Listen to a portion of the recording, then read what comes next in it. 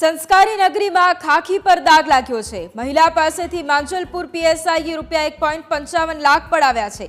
PSI ચુડાસમાએ ફરિયાદી પાસે રૂપિયા માંગ્યાનો દાવો કરવામાં આવ્યો। આરોપીને પકડવા પીએસઆઈ ચુડાસમાએ રૂપિયા પડાવ્યાનો આરોપ લગાવવામાં આવ્યો છે। કલકત્તાથી આરોપીને ફ્લાઇટમાં લાવવા રૂપિયા માંગ્યા હતા। મહિલાએ એસીબી અને પોલીસ કમિશનરને લેખિતમાં રજૂઆત કરી છે।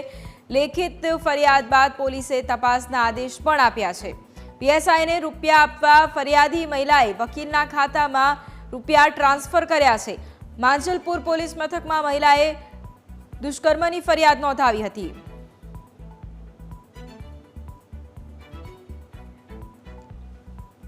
તો સંસ્કારી નગરીમાં ખાખી પર દાગ લાગ્યો છે। મહિલા પાસેથી માંજલપુર પીએસઆઈએ રૂપિયા પડાવ્યા છે।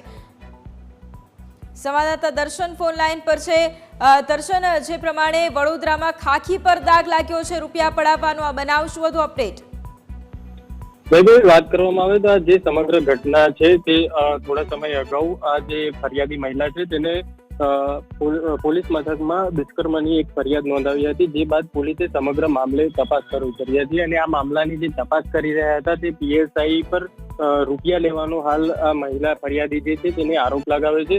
સમગ્ર ઘટનાક્રમમાં એવું બન્યું છે કે જે આ મહિલા પીએસઆઈ છે તેઓ આરોપીને પકડવા માટે કોલકાતા ગયા હતા અને ત્યાંથી પ્લેનમાં આવવા માટે આ જે ફરિયાદી મહિલા છે તેમની પાસે રૂપિયા માંગ્યા હોય તેવો આક્ષેપ હાલ આ જે ફરિયાદી મહિલા છે તેમના દ્વારા લગાવવામાં આવ્યો હતો અને મહિલા જે ફરિયાદી મહિલા છે તેને ₹1,55,000 જે ફરિયાદીના વકીલ છે તેમના મારફતે આ પીએસઆઈને પૈસા આપ્યા હોય તેવો આરોપ હાલ મહિલા દ્વારા લગાવવામાં આવ્યો છે અને સાથે જ તેમને જે સમગ્ર વાતચીત કરી હતી તે વોટ્સએપના જે સ્ક્રીનશોટ છે તે પણ સામે આવ્યા છે। તેની અંદર સ્ક્રીનશોટની અંદર જ આ જે પૈસા ટ્રાન્સફર કર્યા હતા તે ઓનલાઈન ટ્રાન્સફર કર્યા હતા તેનો પણ આ સ્ક્રીનશોટ સામે આવ્યો છે અને સમગ્ર મામલે હાલ જે મહિલા છે જે ફરિયાદી મહિલા છે તેને સમગ્ર મામલે એસીબી અને કમિશનરને લેખિતમાં રજૂઆત